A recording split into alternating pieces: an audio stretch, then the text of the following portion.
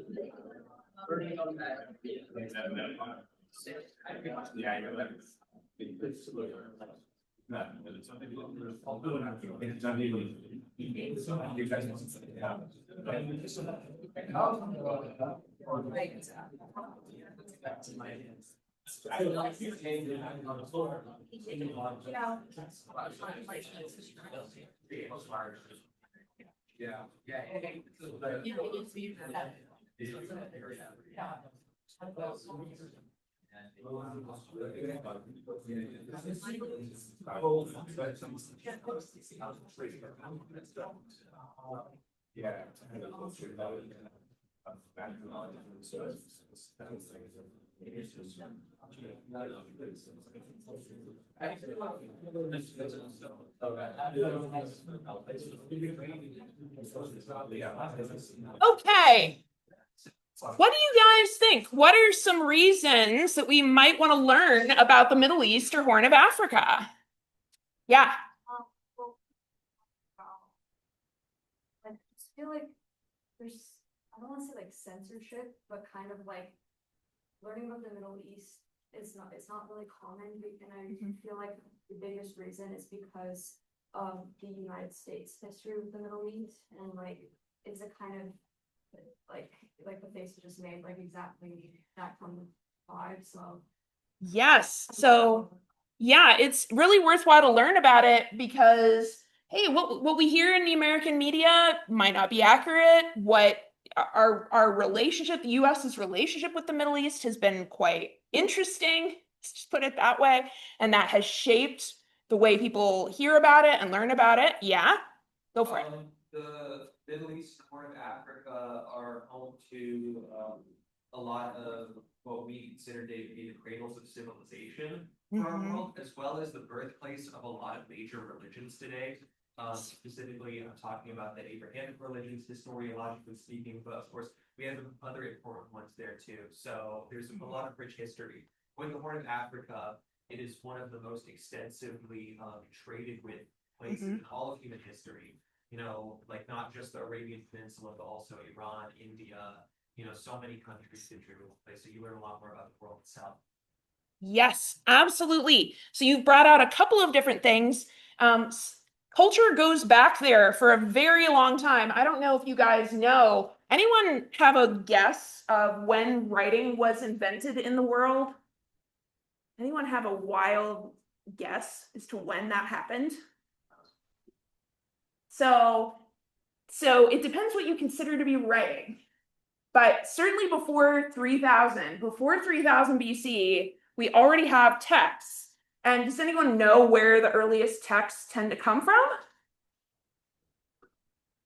I've heard the Middle East, I've heard other whispers. Fertile Crescent. Yeah, so Mesopotamia, the Fertile Crescent is one of the main places, also Egypt. So those places both have independently developed writing before 3000 BC, and then Syria follows less than 300 years later with their completely own independent form of writing. So that's been recent work that's found that. So culture goes back for a very long time. There's a lot of advances in technology and culture that happened first there and that often formed a foundation for other cultures around that. So that's a really important one. You're right that a lot of important religions that still impact our world today started there, and also that it's a real center of trade. Absolutely. Any other thoughts? Why we might want to learn about this? You guys have hit a lot of the big ones. Okay. So here's what I have. Some of this overlaps with what we've already talked about. But about 500 million people live in the Middle East and 140 million in the Horn of Africa. So this is a lot of people that we can learn about and learn about their world. And there are millions more people around the world who do not currently live in the Middle East or Horn of Africa who identify as being from a heritage based in those regions, right? Also, there's just incredible diversity there, diversity of languages, diversity of religion, all kinds of amazing stuff is going on. And so if we never learn about it, we've missed out. We've missed out on a lot of cool stuff. As we already briefly mentioned, culture goes back there a long way. So over the thousands of years that people have lived in this region, they've made huge contributions to the humanities, to STEM, all kinds of stuff. I was showing some students the other day ancient Babylonian word problems, algebra word problems from 1800 BCE. They were writing word problems and making people do them so that they would know how to do how to organize like work projects and stuff. It's just wild to me. The more things change, the more they stay the same. Anyway, huge contributions, and of course, birthplace of important religions, including not just Judaism, Christianity, and Islam, but also Zoroastrianism and other religions from that region. So, we kind of know where the Middle East and Horn of Africa are now. We kind of know why we might want to study them. What are we going to do today? So first, we're going to talk about how the course works, and we're going to look at the syllabus a little bit. Then I'm going to introduce the geography and environment of the Middle East. Some of you guys come from there. Some of you guys have been there. This will be kind of review for you, but some of you guys, you haven't been there. And so we're going to talk about what is that like? What is that environment like? And then in the second half of class today, Dr. Fani is going to come and he's going to talk about the term the Middle East and what we think of that and these kinds of questions. All right. So let's start by talking a bit about how this course is going to work. So what is the course? What is this? This is an introduction to the cultures, experiences, and contributions of the people of the Middle East and Horn of Africa from ancient to modern times. It's not like a historical survey, although obviously we'll have to talk about certain historical moments in order to understand things, right? But we're kind of going to go through and get introduced to these different cultures and ideas and developments. We're going to access this as much as possible through their own stories. So through their own primary sources. Are you guys familiar with the term primary source? A primary source is a source that is created by the people that it's about or that it relates to. Okay, so for example, a text that an ancient Egyptian person writes about his life, that's a primary source about his life, right? Whereas a scholar looking back 4,000 years later and being like, I think that Ankh Wedger Seneb means is talking about this because that's not a primary source. Okay, it's not a primary source. Primary sources can be text, they can be nonfiction or fiction text, but they can also be other things. They can be art, they can be artifacts, they can be buildings, they can be interviews, music, videos, other media created by these people. So we're going to look at a variety of different types of primary sources this quarter. Our goal is to use these stories, the stories that we get from these sources, to do a couple of things. We're going to start by trying to understand and empathize with the experiences that people have. What were their lives like? What's going on? Why are they making the choices they're making? Right? We're going to start there, and so that we can understand what's going on. And then we, in certain cases, can then think about, okay, how do we evaluate? Because the modern media today, when it talks about the Middle East, it wants you to evaluate, make a judgment, right? But often the media will push you into making a judgment without ever giving you the chance to understand what's actually going on, right? You guys also get that feeling? And so we want to start with understanding, and sometimes we'll just sit there and appreciate how cool it is, and sometimes we'll talk about evaluation. Does that make sense? Okay, so let's take a look at the syllabus. Everybody have their syllabus? There are copies up there, there are copies down here. It's also on Canvas. So look at your syllabus for a minute here. So of course it starts out with contact information for me and our wonderful TA. So if you need us, please take note. Let's see here. What do I want to talk about here? Course format, page 2, course format. So as you guys know, we all meet together for kind of lecture and discussion on Mondays and Wednesdays. I will be doing about half of the lectures, I think is what it is. And then the rest of the time, we will have guest lecturers from the Middle Eastern Languages and Cultures Department, because my expertise, as I said, is pre-modern stuff. And so we'll have a lot of guest lecturers in to talk to us and sort of guide us through different primary sources from the more modern era. So because we're very much live and in person, kind of the most important thing you need to do to succeed in this course is come to class. There's going to be a lot of cool lectures from a lot of different people, and so you're going to miss out. You're going to miss out if you don't come. So I highly recommend that you come, that you take notes, and if you're doing that, if you're coming to class, if you're taking notes, you're going to succeed in this class. Okay. We also have quiz section on Friday. Quiz section does not always meet. Quiz section does not always meet, okay? And the course schedule at the end of the syllabus, there are 4 days when I would like you to go to your quiz section. And it's marked on there, okay? Other than those days, you don't need to go to quiz section. If you go, no one else will be there. You can have a quiz section all by yourself. So don't do that, okay? Does that make sense? So basically, the 4 days are for the 2 quizzes, and then the 2 weeks before that, reviews for the quizzes. Make sense?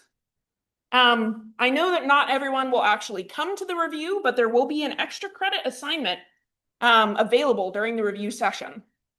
So just to make that a little bit more appealing to you. Okay, so what kinds of things are you going to be graded on in this course? So pretty much every time we meet together, we're going to have some kind of in-class activity. These will be quite varied because some of them I'm making, some of them other professors are making. Often it has to do with interacting with a primary source and thinking about what do we think about it? What do we do with it? This kind of thing.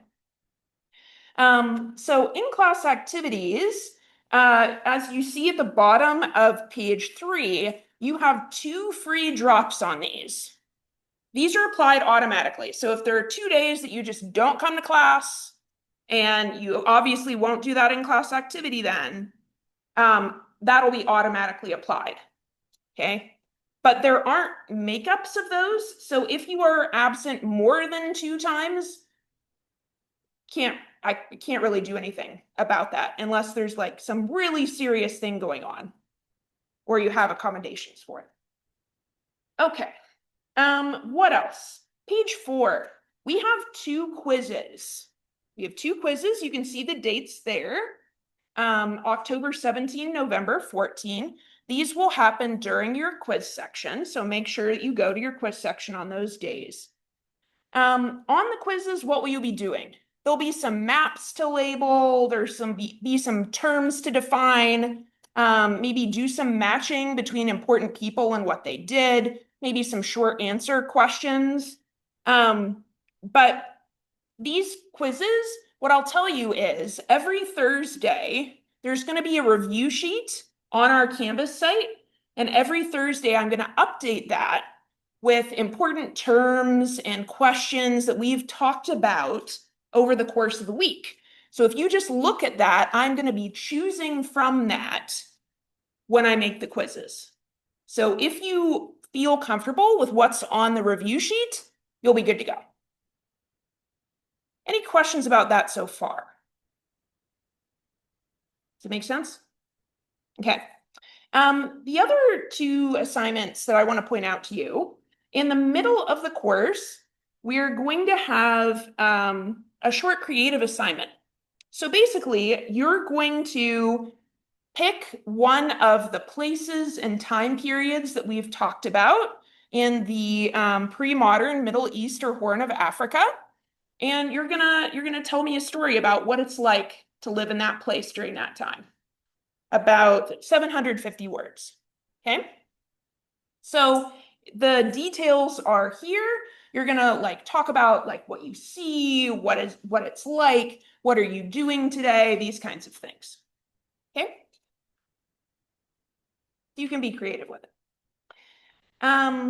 Let's see, what else do I need to talk about? On page 5. Page 5. This course, we don't meet during Thanksgiving week. We don't meet at all during Thanksgiving week, not on Monday, not on Wednesday. This is because I'm at a conference on Monday, and then Wednesday, I know that half of you will have gone home. And so we're not meeting either of those days. So there's an alternative assignment that we're going to do instead of Monday's class. So on your own, you're going to basically watch a movie and tell me what you thought about it. The details are here. That's called the Thanksgiving Week Project. And their links to the movies are all there on campus.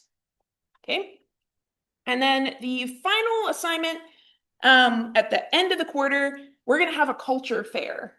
Basically, everybody is going to choose a musician or artist or filmmaker or work of art from the Middle East or Horn of Africa.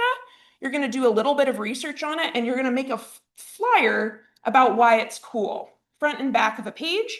And then you're going to get together with all your peers and you're going to show each other your flyers and talk about why your thing is cool. Make sense? Any questions about any of that?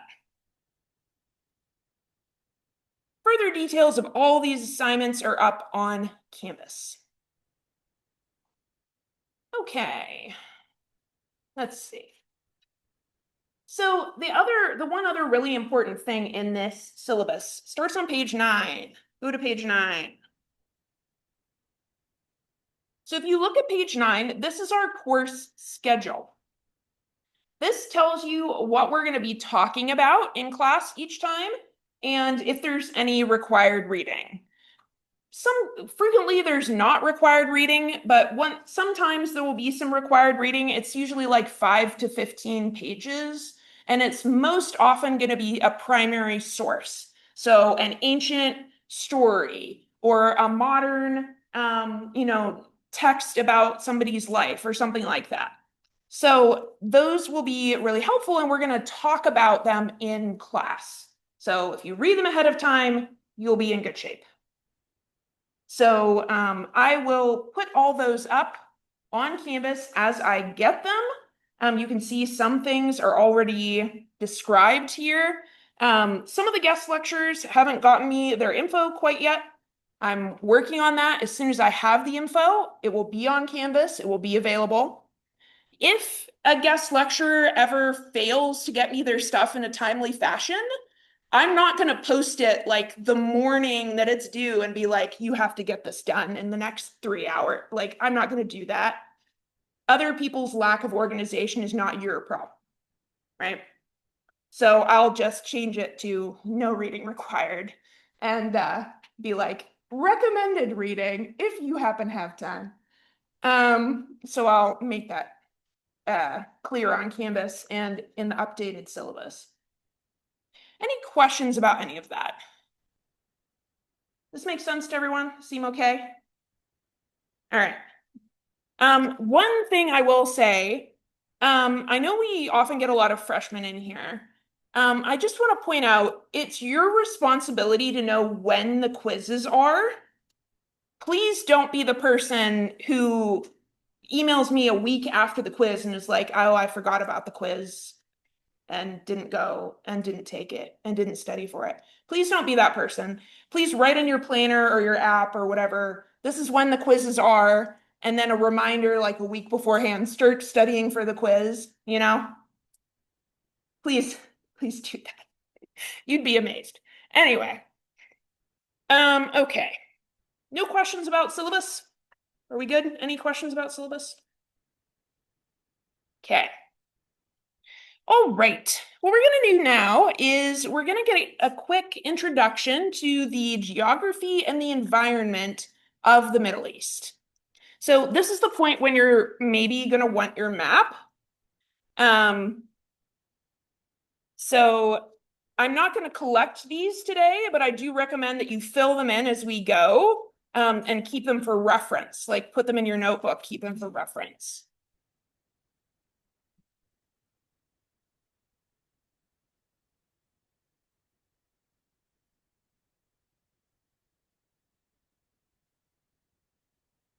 Okay, so first up, let's see what you know.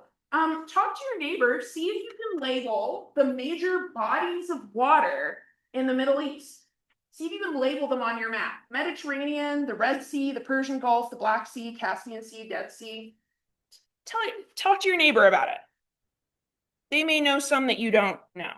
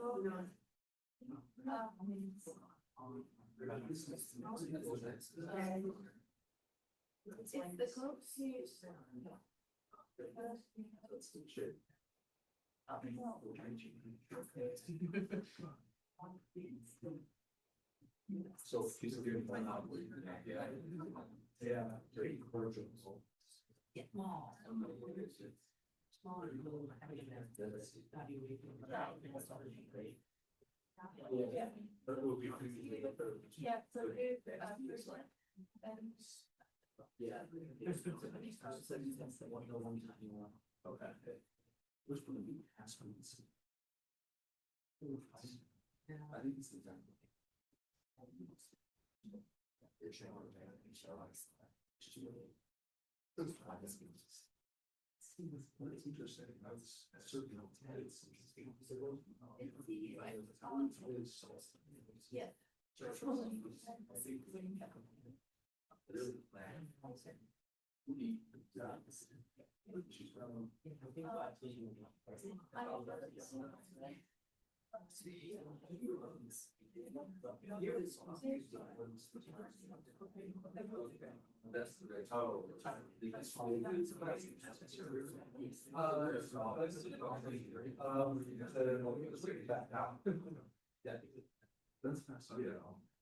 Okay, let's see what we think about this. See what we think.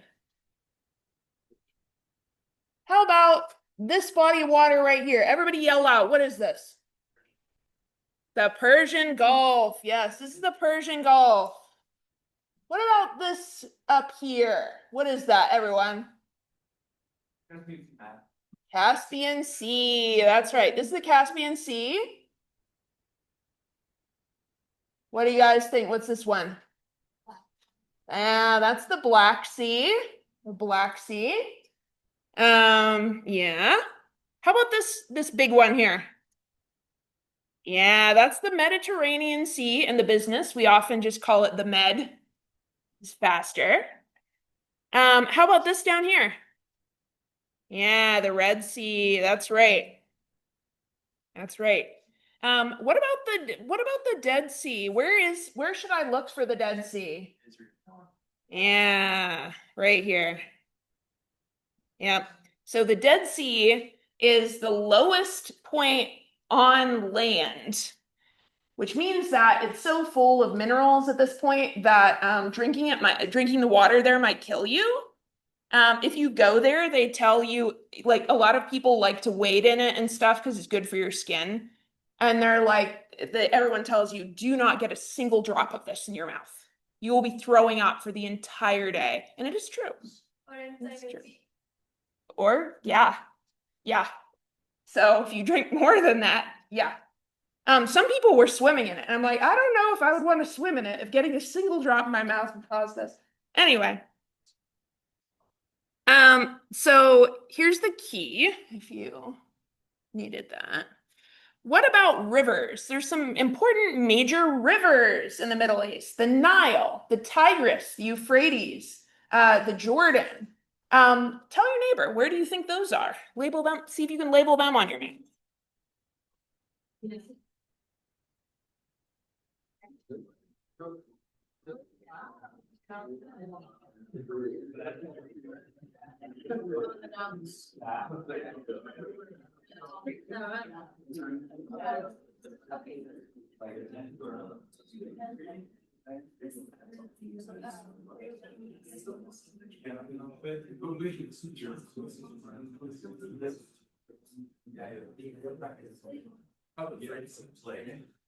Well, it's, it's here.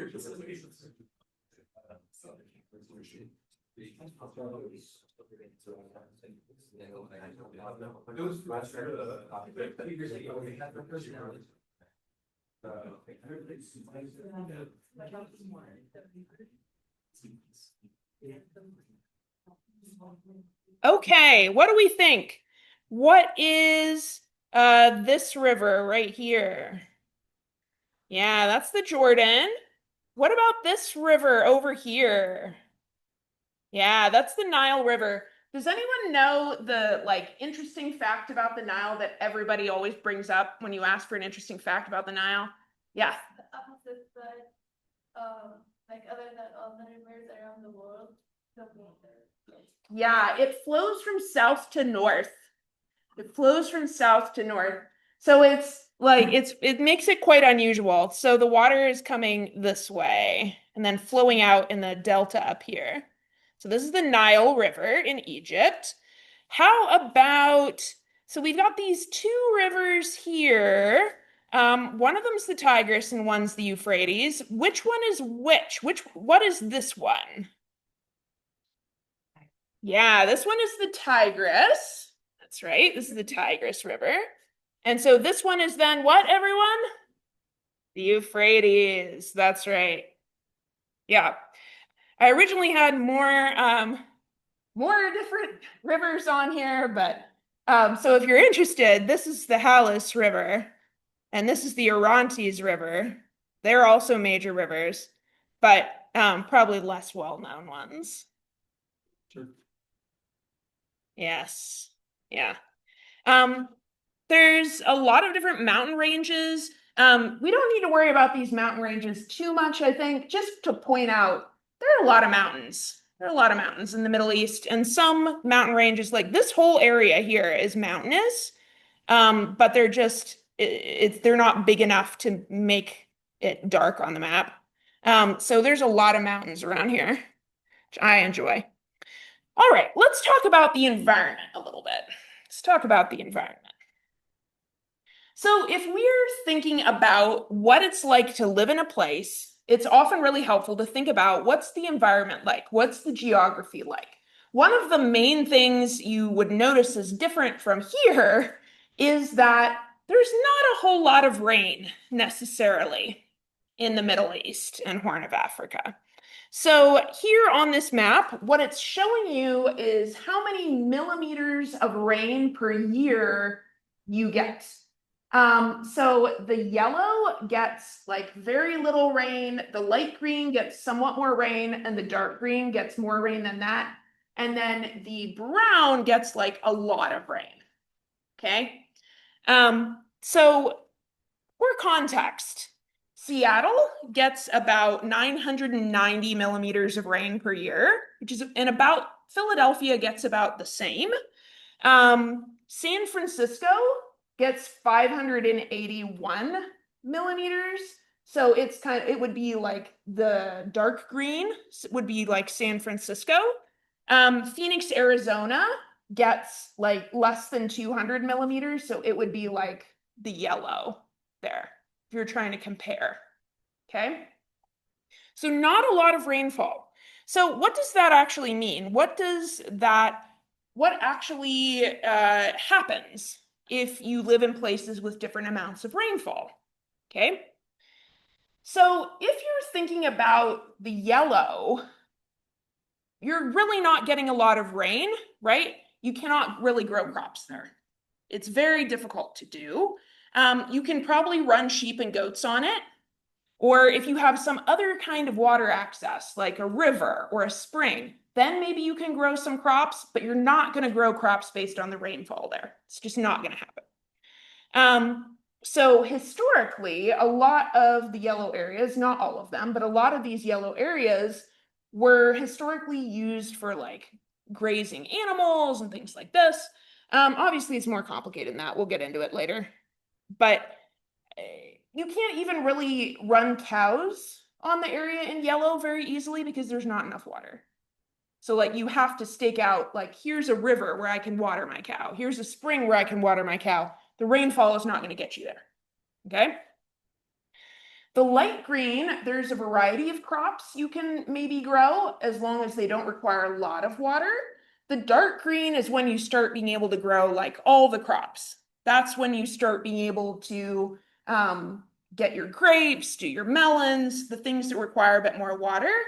The brown, you can grow pretty much anything, but it might potentially get rotted out, which is always unfortunate.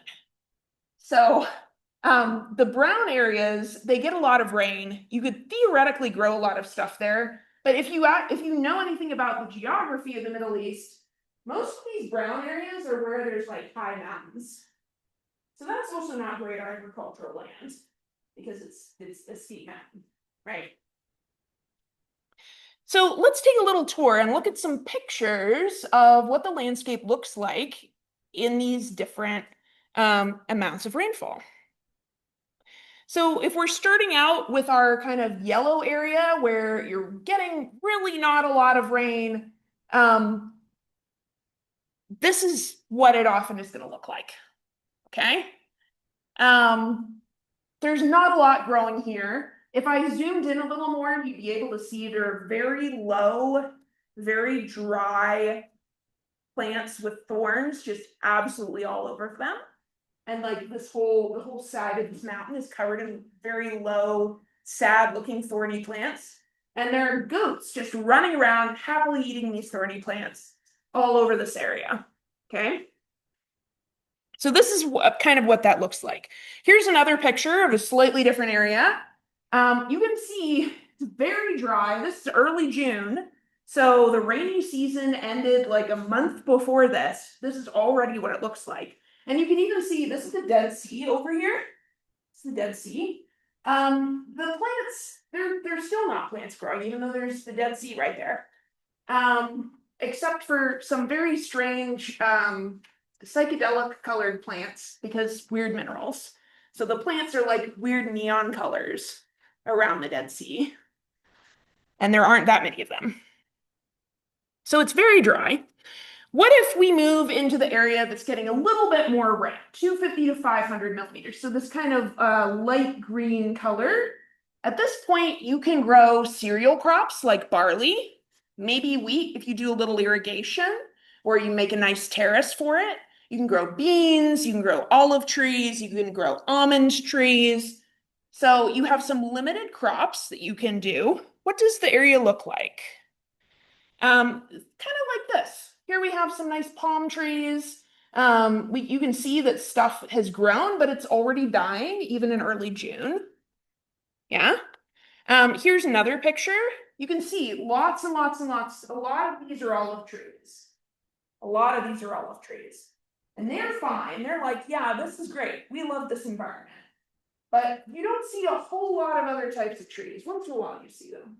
You can see the different colors every so often, or the different shapes. Now, what if we get to the area where you're getting finally more rainfall, like 500 to 1,000 millimeters of rain, the kind of darker green areas? Now we can grow a wide variety of crops, and it looks more like this. So this is up on the Sea of Galilee. So you can see it's very lush. It's very nice. Pleasant place for a vacation. Lots of stuff is growing. We've got springs with creeks going out everywhere. So that's kind of what we're looking at. So that's kind of a quick tour of what these different areas can kind of look like. As you can see, I'm just using pictures that I took, so it's not fully representative, obviously, of the entire Middle East, but kind of giving you that idea. One other thing I want to point out, I think most of us know that the Middle East tends to be warmer than here, but this is what that actually looks like. So I realize this is in Celsius, so I've given some conversions down below. So basically, the yellow line is 80 degrees Fahrenheit, and anything over that line is over 80 degrees. So what this means is, in these places from April through part of November, it's over 80 degrees for at least part of the day. So just think about that for a minute. I personally don't do well in the heat, so this is rough. It's rough. Imagine doing this before the invention of air conditioning. Yeah. And you can see that we're getting up to 111 degrees over here Fahrenheit on this side in the height of summer. So what do you think? Like, if you're comparing the United States to the Middle East, tell your neighbor, what are some ways you think that living in this environment would shape how people live? What do you think might happen? How do you think that might be different? Tell your neighbor what you think.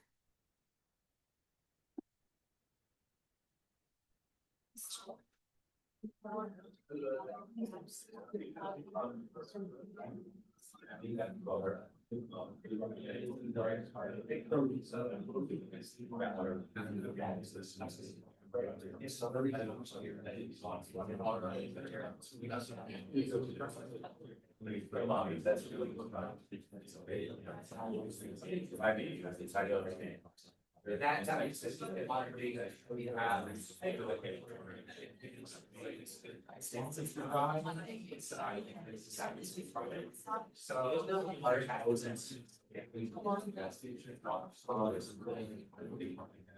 You guys please see, Yeah.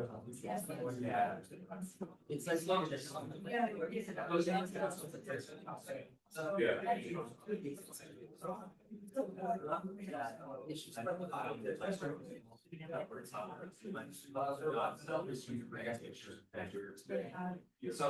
why it's finished on the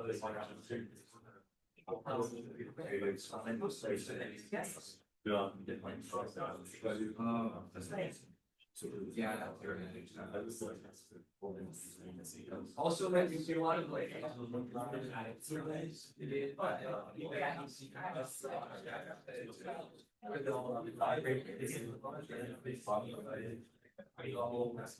Sometimes I think about myself.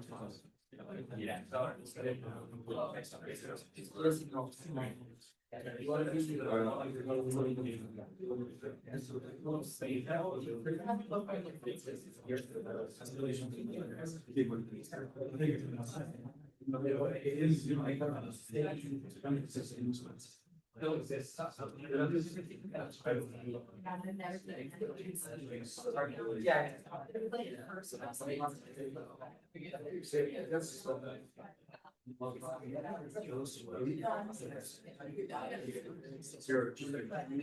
yeah.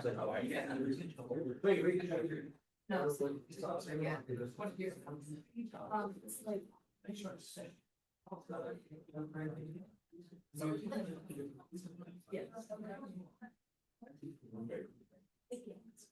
Okay, what do you guys think? What did you talk about? How might this potentially impact life? Yeah. The weather conditions, creates a nomadic way of life, which we see with a lot of peoples across pretty much every country in the Middle East and North Africa. Sometimes the environment is just way too hot to be livable. And so even though that's starting to change as more people are migrating to the city centers in, maybe the last 100 years, that's still like a way of life for a lot of people, especially people who have like tribal affiliations in places like Saudi Arabia and Iran. You see it a lot. Absolutely. So because a lot of this map, you're not getting a whole ton of water unless you're on a river or by a spring. A lot of people are living by herding animals. There's a name for this. If you want the fancy name for this, it's called pastoral nomadism. When people are herding animals, and often they're traveling a long distance because once your goats eat all the thorny shrubs over here, you need to move somewhere else so they have some more nice thorny shrubs to chew on, right? And so sometimes that means moving, 10 miles. Sometimes it means moving 300 miles. And so this has been a really big factor in Middle Eastern civilization for many thousands of years. You're absolutely right. What are some other things you guys came up with? Yeah. Like we were kind of talking about like especially in drier areas, like maybe like obviously not coastal regions, like they had irrigation systems. And like in terms of like cooling down like thousands of years ago, like they had like fountains are kind of like a natural like cooling system. So like inside buildings, and then just like a lot of shade, like creating a lot of shade, and then like clothing, like wearing airy, like breathable stuff. Yes, yes, absolutely. So lots of irrigation systems. That was a really big deal. And controlling irrigation systems was a really big deal throughout history. Wearing that airy clothing, staying in the shade. Absolutely. What are some other things? Yes. Some fruits will be seasonal. Yes. Yes. So a lot of foods, especially like fruits, will be very seasonal, especially in pre-modern times. We often don't think about this. We just go to the grocery store and we're like, look for the bananas at any time of year. But that's not how life has been through most of history, and it's not how it is in a lot of parts of the world today. Yes. That's how high or how low the water table is in certain places. Yes. Where to put their wells or proper way to put their crops. Yes, yes, absolutely. So, how deep do you need to dig this well? How are you going to need to do that in order to get that water that you need? Yes, absolutely. There's some other things. Yeah. It affect how hospitable people are to guests, whatnot, because you have to share those resources with other people, so it kind of affects like how much of a sacrifice that is to be welcoming versus isolations.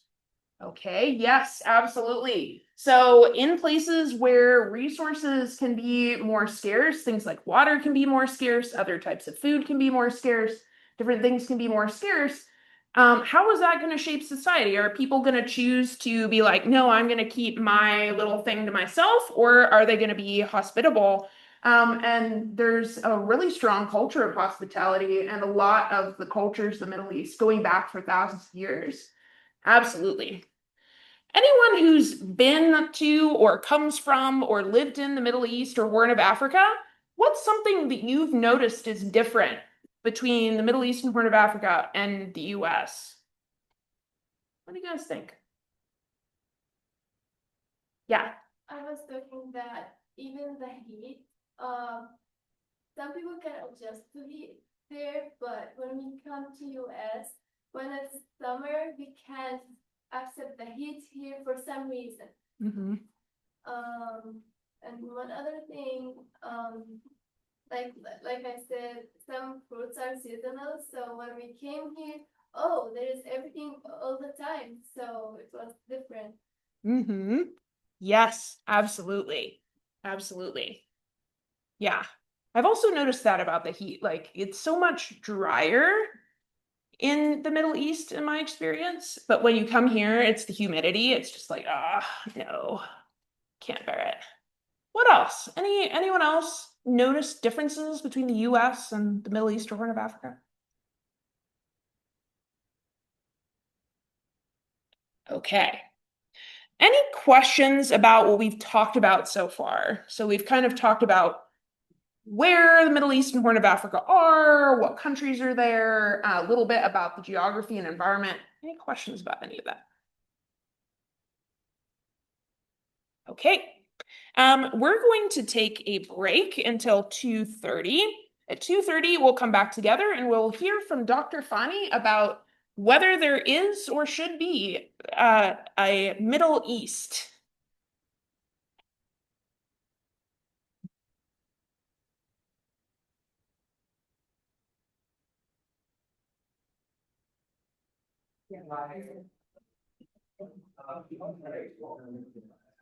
Oh, so I'll do it here.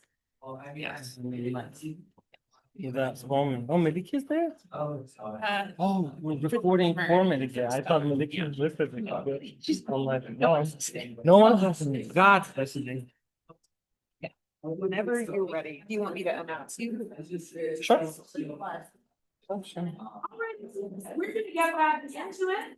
Dr. Fani is going to talk to us about, is there a Middle East? Thank you, Professor Medill, and apologies, I'm breathless because I walked. I think when you get to your late 30s, it's just you walked. You get off the couch, go to the bathroom, and if you make it safely, that was a good day. Please laugh. Is this working? I mean, it doesn't have to. It doesn't have to. It should be. Can you guys hear? Do you think the mic's working in the back? It's not. Huh. It should be. Let me try turning it up some more. Oof. All the way up. Yeah. Oh, how about now? Okay, that's good. Is that too much in the back now? What do you, show me on your hands. Thumbs up, thumbs down. What do you want? 1, 2, 3. Okay. Let me minimize this.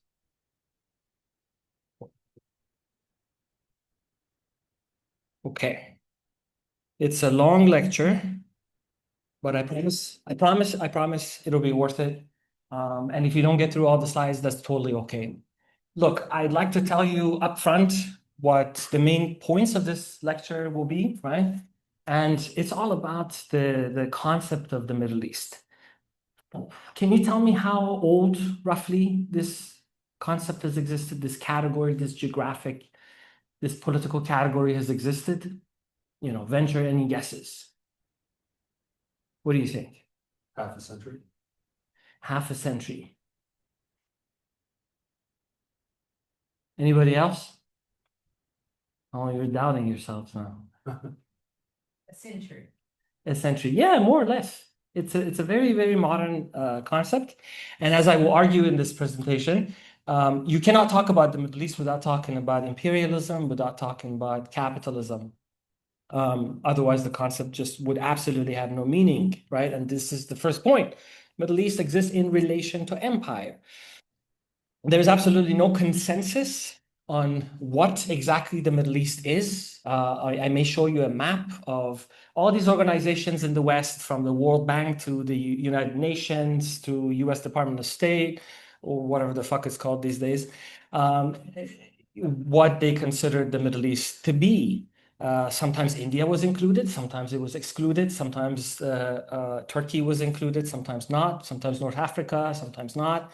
And so all of that says it's the one for whom this category exists that should be scrutinized. We shouldn't really ask, where is the Middle East? That should never be asked. The question is, for British math makers, diplomats, writers, what was the Middle East and why? Why did they draw the boundaries where they did, right? So there are no intrinsic qualities that bind the Middle East, whether it's geographic. So imagine rivers or mountains creating some sort of natural boundary that can, like think of the Pacific Northwest. I think in terms of climate and geography and the fact that all of you dress very frumpy, like there is a singular culture, right? And don't get offended. I just came back from the East Coast. It's so refreshing to be in a place where people don't wear flip-flops and they actually put an effort into what they wear. I should probably not disparage my audience so early on. Should do it a little bit towards the end. But anyway, so the Pacific Northwest is a natural organic concept. The Middle East just isn't. And it's very, very important to know that the Middle East is not coterminous with Muslim or Arab world, right? The Arab world is a category of its own, with its own plurality. And the Muslim world, if we're talking about populations that predominantly live, then most Muslims in the world live outside of the Middle East, however you draw those maps. But this narrative that pins Muslims on the Middle East is one that has driven the xenophobic policies of the past century. Just yesterday, our beloved president looked at all the world leaders and he said, immigration is destroying your countries. Uncontrollable, excuse me, uncontrollable immigration is this. And for a fact, and excuse me, I build a lot of buildings. This idea that there was a Europe, that there was a West empty of Muslims, empty of Jews, and all of a sudden London is also where Pakistanis live, and California is also where Iranians live, and Minnesota is where Somalis live. This idea is so ahistorical, is so anti-historical. Humans have always been on the move. And this type of civilizational thinking is extremely convenient for empires because they all need a cultural ideology which should justify their exploitation of other lands, right? Actually, what is so refreshing about Trump is that he's very honest. We're going to turn Gaza into a resort, by the way, and it'll be good. I've built a lot of resorts over the years. He's just telling you up front, there's absolutely no mask, no filter, no fucking humanity. So I have been in this country for 21 years. And when I came here at the age of 18, to San Diego, America's spectacularly boring city, is the first time I ever heard like of Middle East as a way of identifying. Like before I considered myself Asian in school, we always read Iran is a country in Asia, in the oldest continent. We're Asian. I rooted for Asian players from South Korea, from other countries that really made it to European leagues. And so then I came here and people were like, you Middle Eastern? And that to me, that term was like breaking news. That's the only time you'd like hear the term.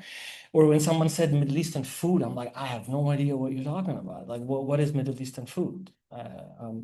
And so this shows you that once you move from one border to another, you also travel from one legal code to another, one racial code to another, right? And so coming to the US, then you're brought into a whole different legal system, a whole different racial system.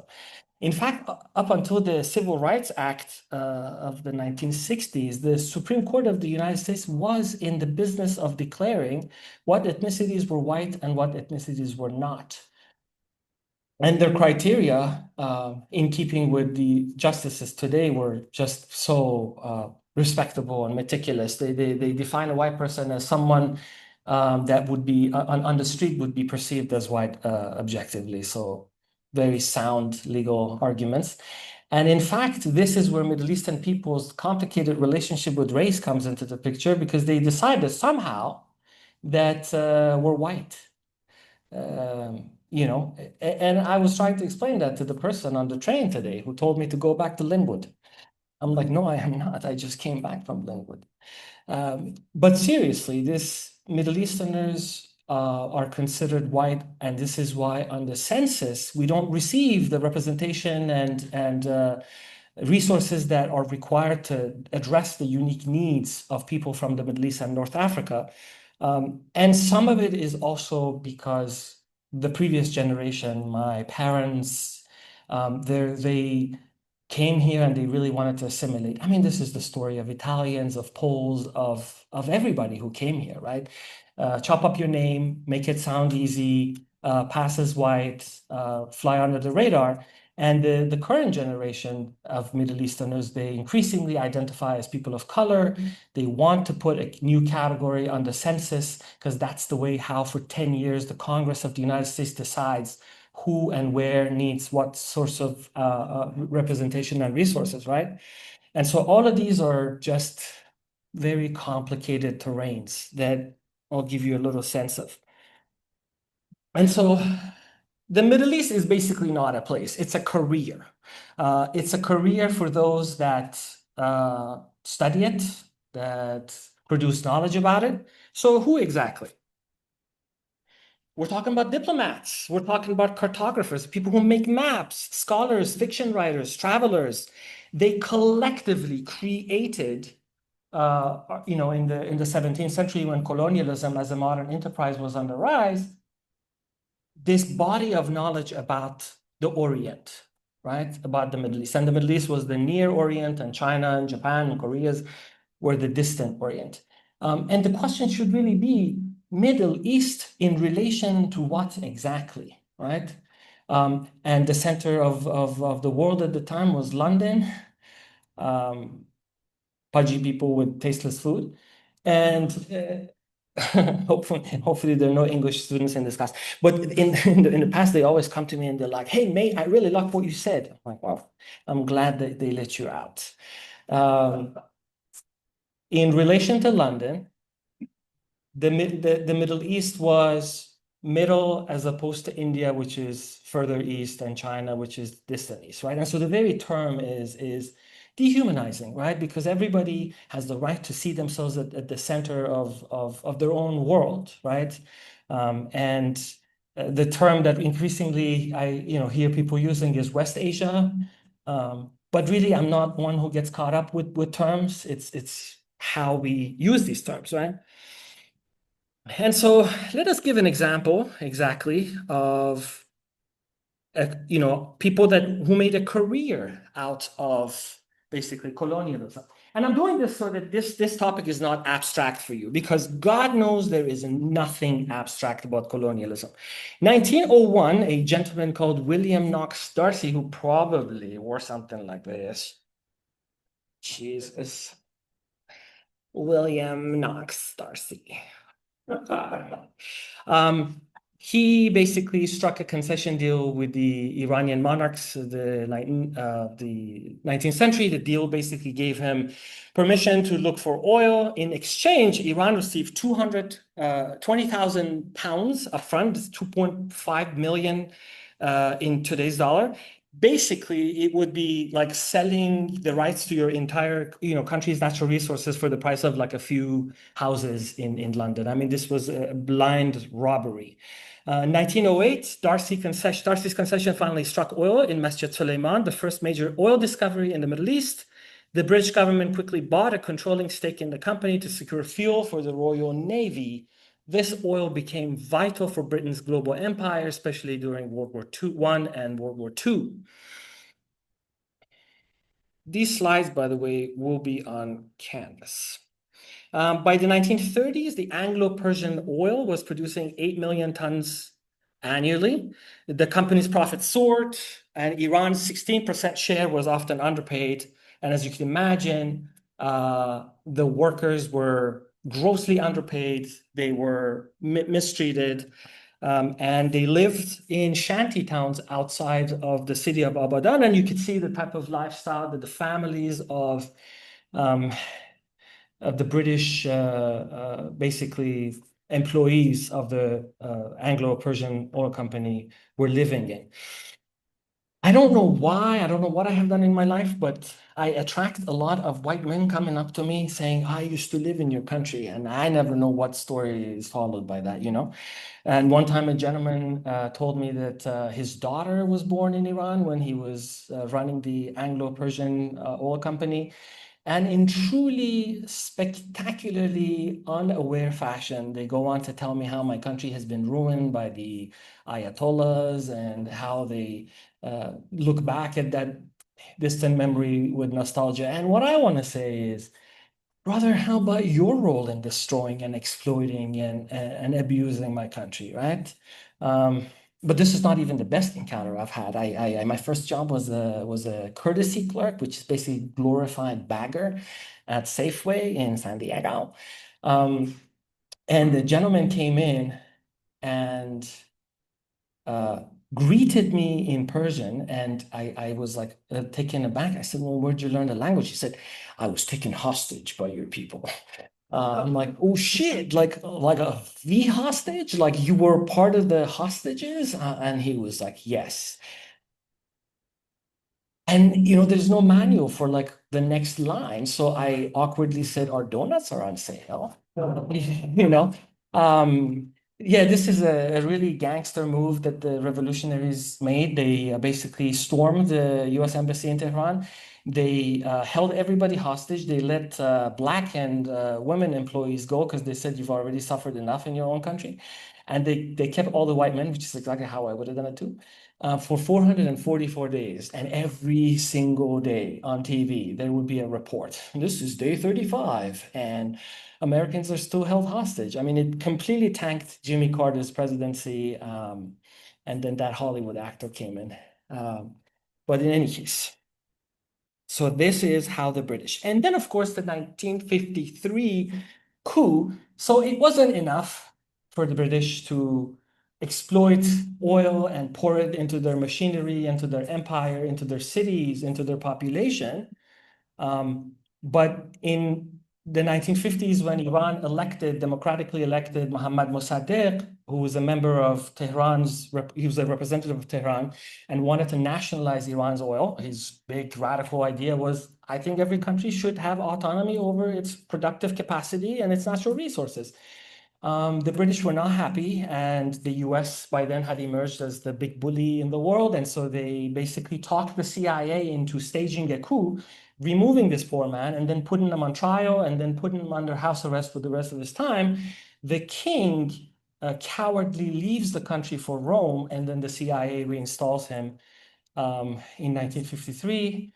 And of course, he basically abolishes all political parties, and he says, you either pledge allegiance to me or you could leave the country and go back to Linwood. And so this is basically what happens until 1979, when a popular revolution ousted him, and unfortunately a group of religious zealots took the revolution hostage, and they established their own autocratic rule.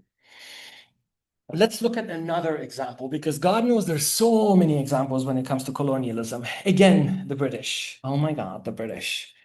So they occupied in Egypt in 1882. One of the central goals was to control the Nile and Egypt's agricultural wealth. And just think about what a bullying force is required to go into a country and force them to plant what you want them to plant, pay them horrible wages, and then take all the exports and invest it in your own universities, in your own companies, in your own countries. And mind you, they're already in India too. So these motherfuckers are everywhere. They're like literally have their claws in the, and what just enrages me is this piece of shit saying yesterday, in London, you look at London, London is not London anymore. I'm like, you just have the audacity to, I mean, it's not even dog whistle racism anymore.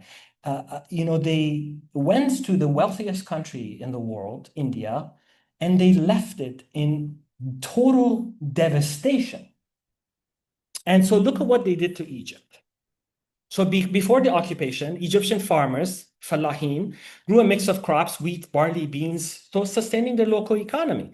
Under British rule, however, land was reshaped to prioritize cotton monoculture for export.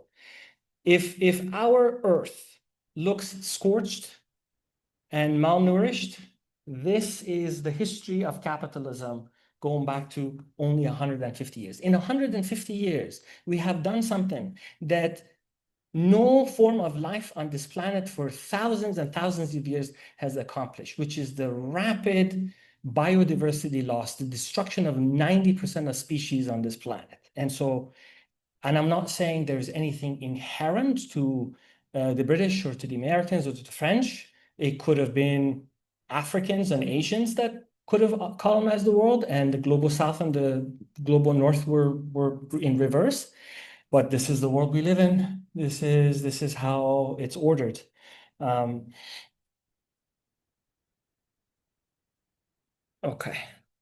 In 1914, Egypt was producing 1.3 million barrels of oil, no, of cotton, actually, most of it exported to Britain. And all of that material was used in British textile mills. Those mills employed hundreds of thousands of British workers and generated millions of pounds sterling in profits. Meanwhile, surprise, surprise, Egyptian peasants often earned less than 5 pence a day, many trapped in debt.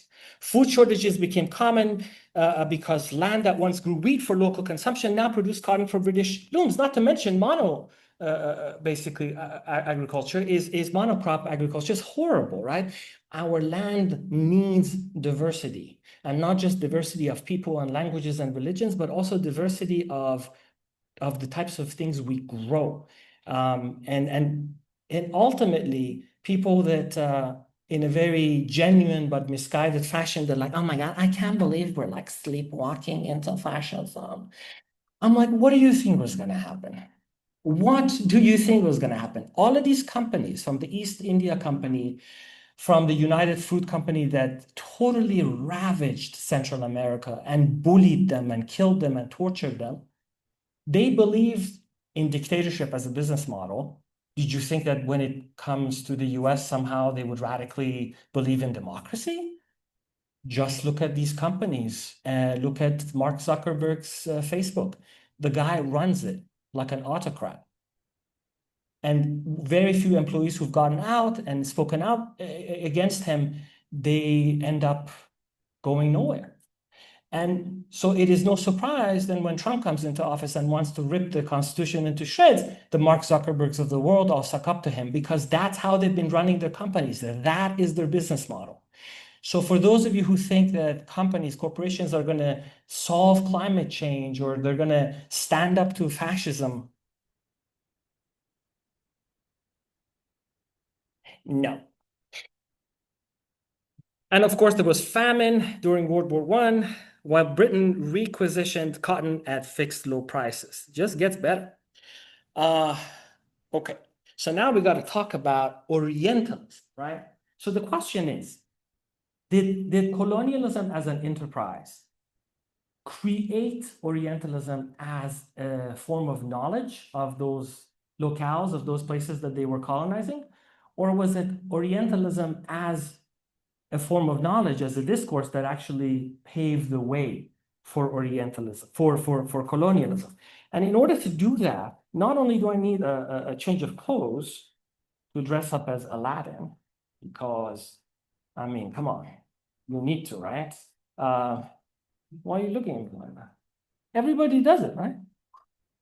Your professors don't bring you change of clothes? You guys are weird. Sorry, I haven't worn this in a year. I wore it last year. How many of you have seen Aladdin? By the way? Racist. I'm kidding, of course.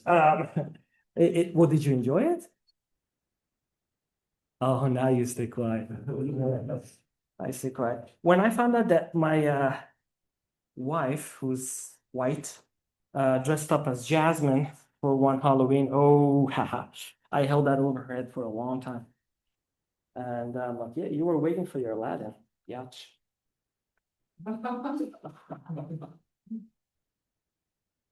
Oh, that's being recorded, right? Okay, yeah, sorry. I think I'm doing it right.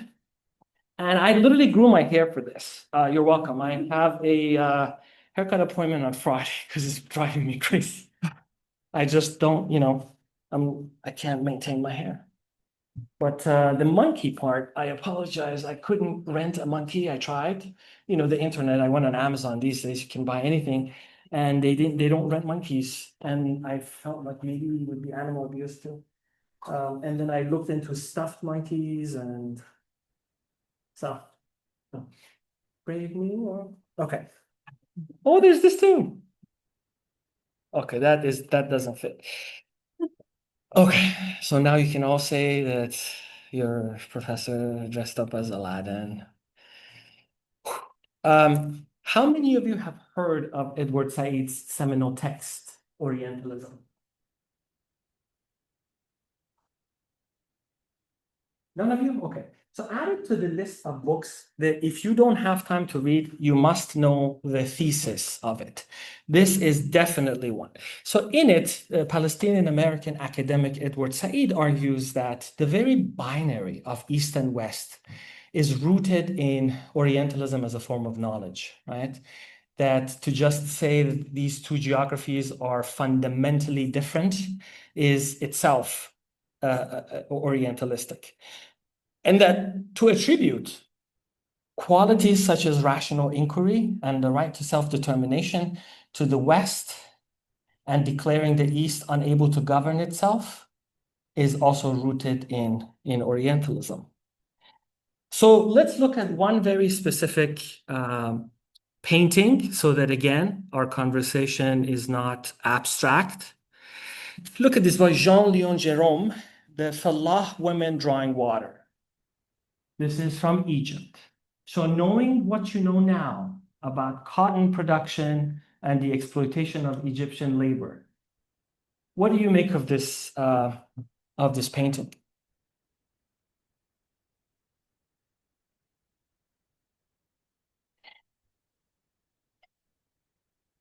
Yeah. For people who, for the British, the farmers that work on monoculture crops. Yes, but the key is they're not seen as producing cotton. They're not seen as toiling and in labor. Yes, Connor. I would say, and I'm not like an art analyst or anything. Okay, then don't say anything. This is Middle Eastern Languages and Cultures 101. Not for you. What? Okay, sorry. To me, the painting evokes this idea of squalor and of scarcity. We can see that the water is partially dried up, while not identifying where that squalor and that scarcity come from. Exactly. So they look at that and they think, oh, well, Egypt's really just like that. That's how they live down there. Exactly. So removing, yes. I feel like this kind of painting style sort of like romanticizes any idea that it's portraying, but like the issue with that, and especially with the like like imperialistic nature of like how this was at the time. Like it's just painting a picture that wasn't at all, shouldn't at all be romanticized and kind of hid the true reality of the situation. Entirely. Absolutely. 100%. Removing the source of the poverty from this. And again, if I think one of the reasons why in these 21 years I've been in this country, it has become increasingly easier for me to have conversations with Americans about US foreign policy and imperialism abroad is because the chickens have come home to roost. I mean, the disdain our system has for the poor really is mirrored by this type of romanticization that you rightly say, this kind of timeless depiction of the Oriental woman, you know, in this kind of serene atmosphere with palm trees grabbing water, and not at all reflective of the time of the brutal conditions under which they worked in cotton fields. So this is an Orientalist painting for sure. And then, of course, we have Arthur Balfour, whose declaration, which is all of which is on the screen. That's the text.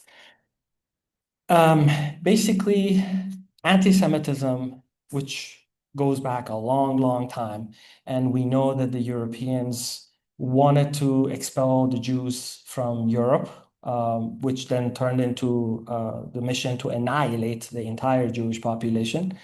And Spain had already expelled the Jews. The British come out and they basically say, let's create a nation for Jewish people in the land of Palestine. Not at all mentioning the people that actually lived there, some of whom were Jewish as well, Muslim, Christian. This is the very height. This is the very height of imperialistic hubris that this British white man, Arthur Balfour, gets up and decides we're going to facilitate the creation of a Jewish state. And this is all kind of, oh my God, I saw the British ambassador to the United Nations say, I am announcing the historic decision to recognize the state of Palestine. I'm like, shut the fuck up. You have slaughtered thousands of civilians. And that's your response? They just throw some sort of symbolic gesture at them, not at all taking responsibility for starting the conflict in the first place through acts like this. And then one of the most contemporary examples of this type of Orientalistic gaze is this image. How many of you have seen this? Okay, so yeah, that's definitely the one. An American photographer for National Geographic travels to Pakistan and takes a photo of an Afghan refugee displaced because we decided that once the Soviet Union invaded Afghanistan in 1979, that was unacceptable. And so we poured millions of dollars into arming an opposition. And we specifically wanted that opposition to be Islamic, because we felt like that ideology is paired well with against the atheistic communists. And by the way, there were CIA agents, now we know, going to Afghan villages and talking to their tribal leaders and convincing them not to send their daughters to school because they wanted everybody to go fight.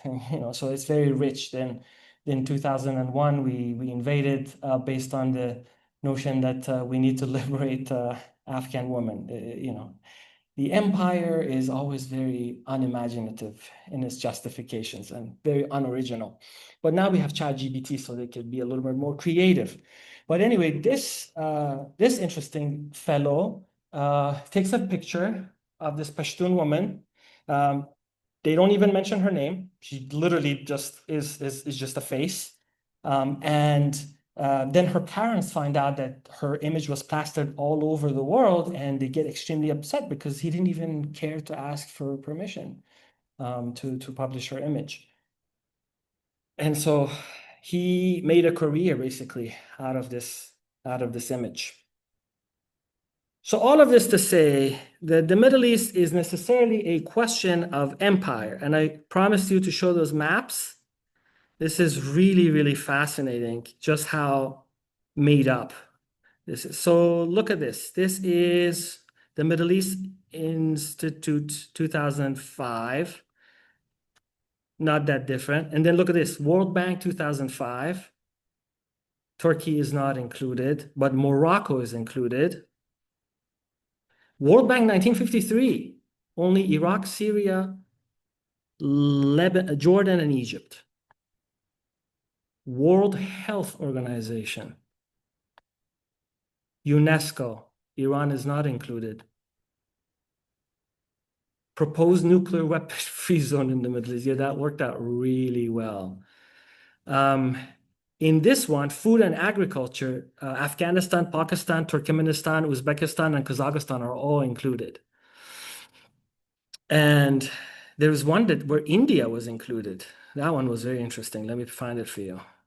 Oh yeah, look at this. CIA Directorate of Operations, 1955 to 1975. India and like parts of China. Holy shit. Yeah, this basically was CIA's conceptualization of the Middle East in the 2 decades between 1955 and 1975. So what does that tell you? No, not a rhetorical question, really. What does that tell you? Yeah, CIA. the CIA. This is where this met their needs at the time, right? This just simply met their needs. Daniel Folliard, who's written a very useful book on how maps basically created this idea of the Middle East, writes, the visions of the globe tell us more about the imaginations and ideologies of those who devise and demarcate them. This is really, really well said. The visions of the globe tell us more about the imaginations and ideologies of those who devise and demarcate them. And in the post 1950s, right, post World War II period, the United States emerges as the superpower. Europe is in ruins.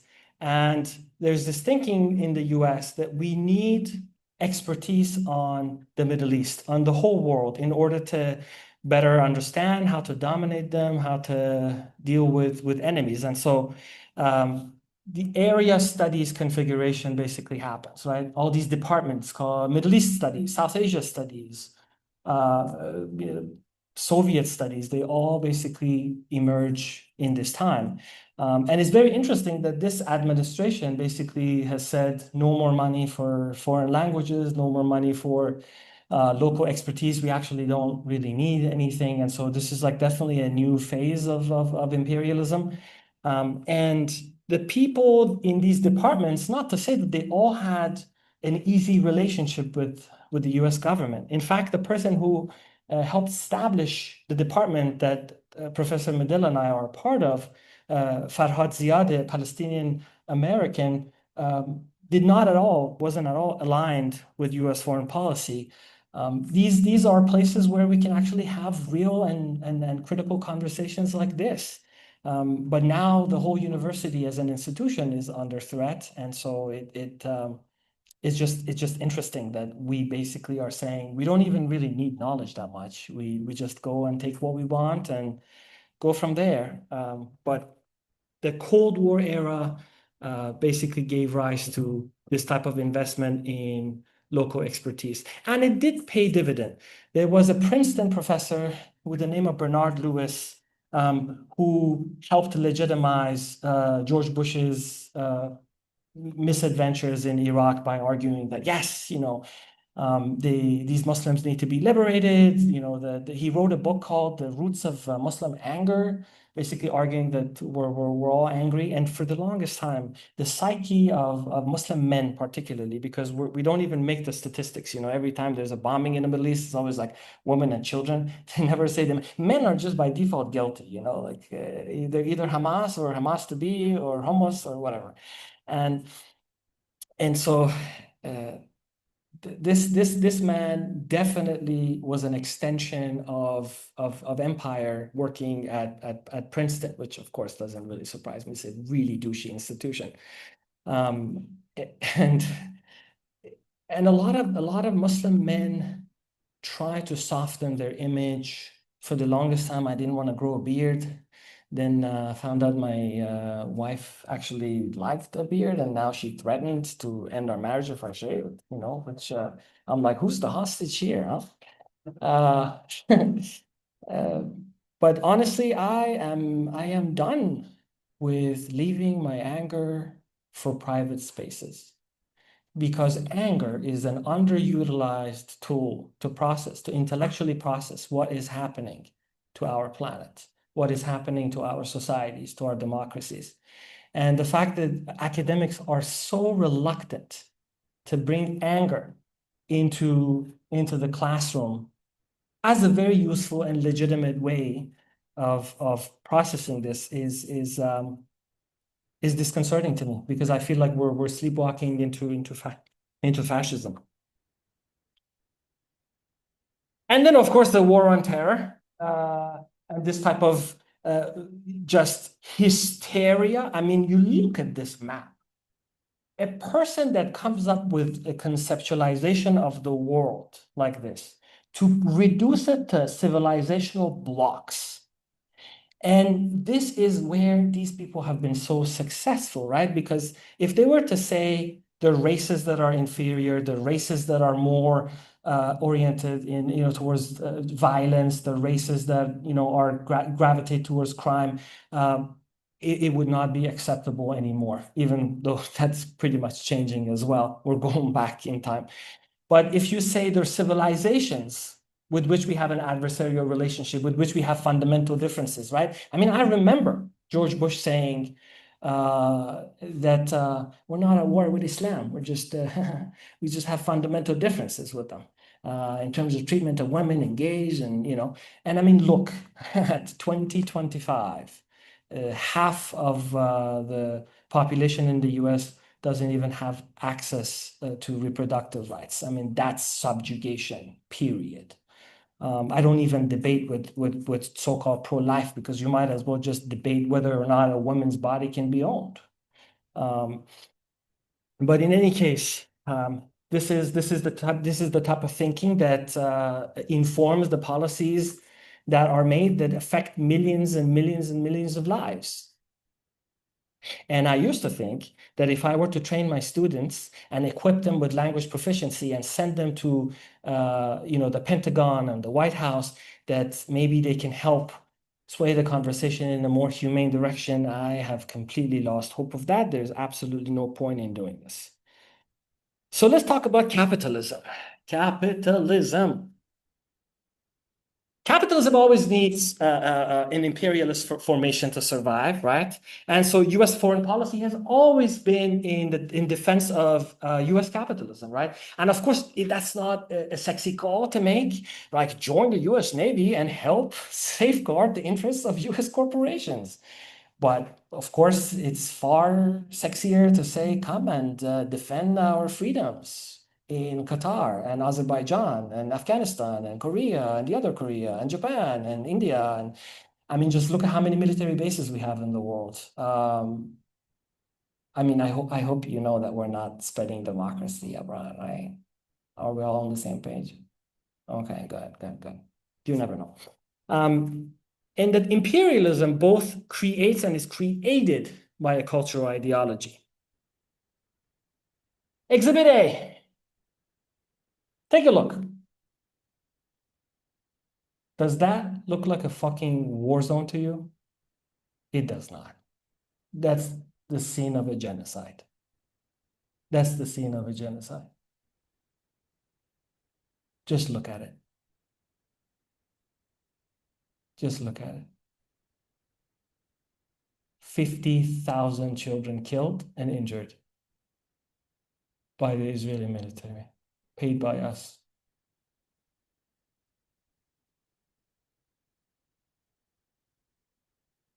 And at least now we have the consensus of the world's experts on the genocide, on the Holocaust, that what Israel is committing is in fact a genocide.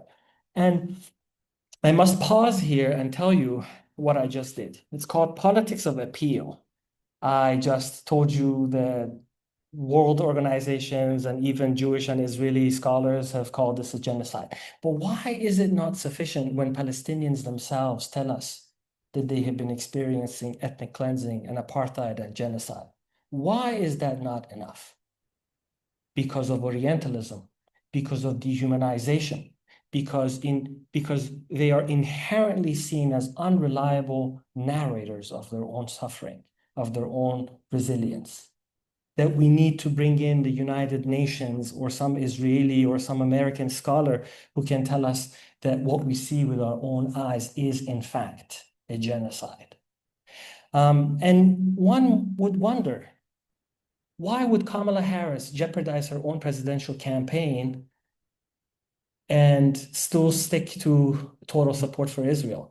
And the answer is because if Palestine gets liberated, if Palestinians become masters of their own destiny, then everybody else in the global south will begin to ask, well, what next is possible? How about Bangladesh? How about Kashmir? How about Kurdistan? What if they too took control of their productive capacity, of their natural resources? And the elites of this country cannot fathom a global south that stands on its own feet, because then capitalism always runs out of resources and of labor. And this is precisely why the US has always expanded. Puerto Rico, Guam, Hawaii. I mean, the history books in this country are just pure propaganda, just pure propaganda. And I come from Iran. We do propaganda pretty well too. But at least there, everybody knows propaganda is propaganda. Here, it's catching up.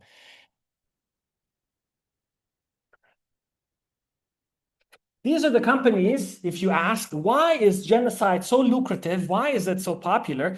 Look at how much money these motherfuckers are raking in. Look at this.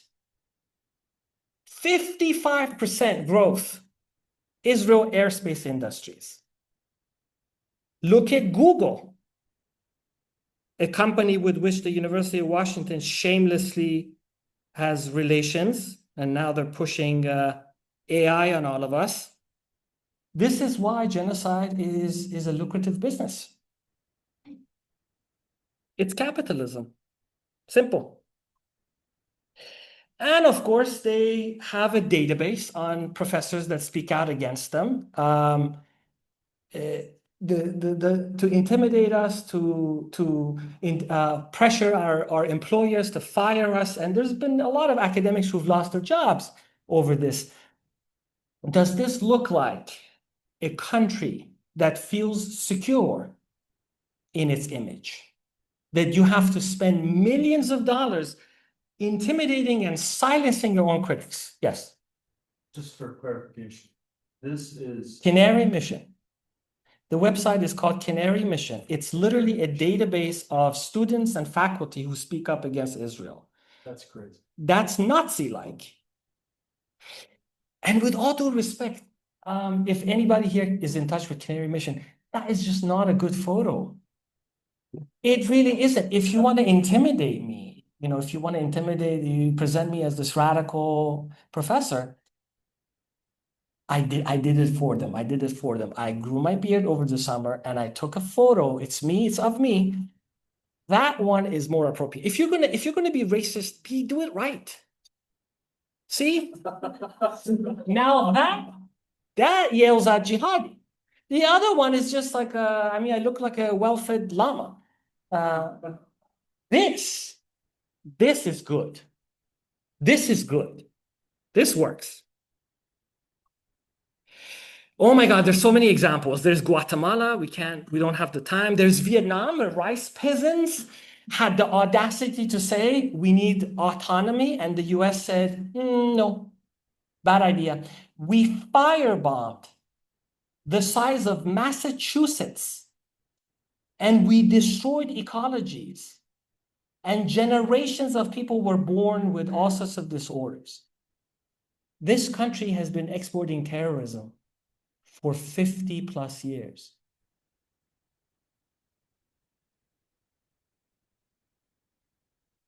And then, of course, they sell us capitalism because they say it's the only system that secures freedom. And honestly, if it's between Pepsi and Diet Coke and Diet Zero and Fuck Me Twice, whatever these sodas are, yes, you do have the freedom to choose these. But between fossil fuel and clean energy, no, you don't get, no, sorry, you don't get a choice. Processed garbage that we consume because it's cheap and nutritious food, no, sorry, no real choice there. Life on the streets or affordable housing, no, not that one either.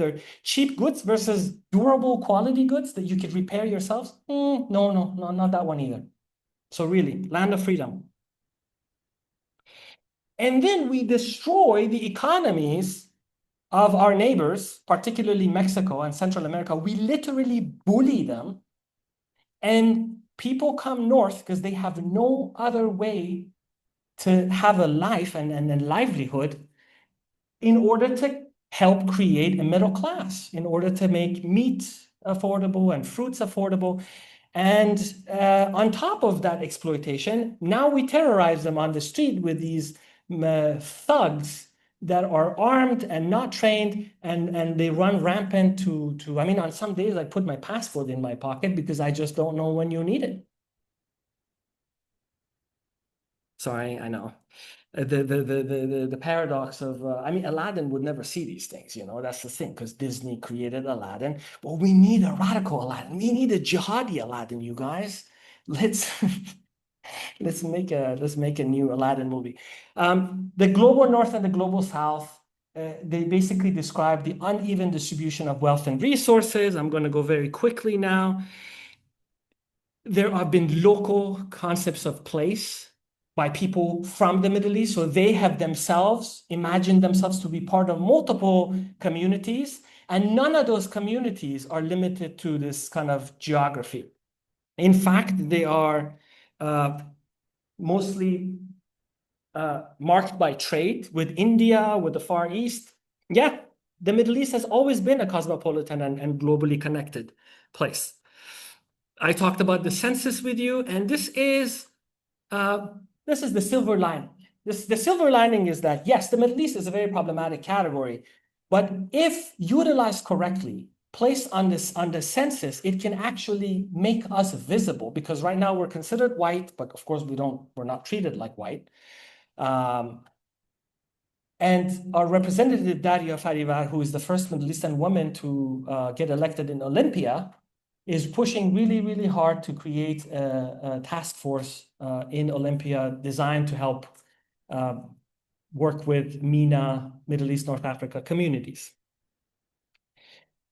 And I taught a class in which one of my students recreated the Afghan girl cover. And instead of having the gaze looking at her, she is not engaging anybody's gaze. She's happy. She's surrounded by the things that she loves. And this is what she wrote when she submitted this.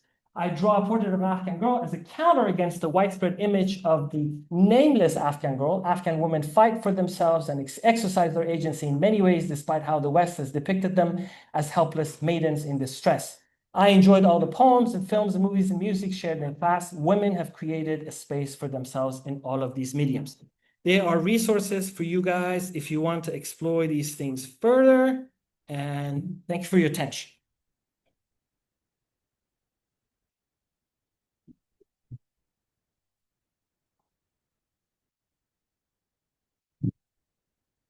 Thank you very much, Aria. I will see y'all on Monday. Keep those maps for your reference. I'm not collecting them today.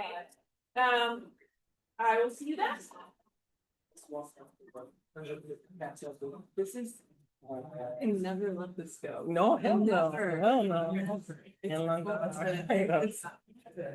I'm literally just walking here, I was like,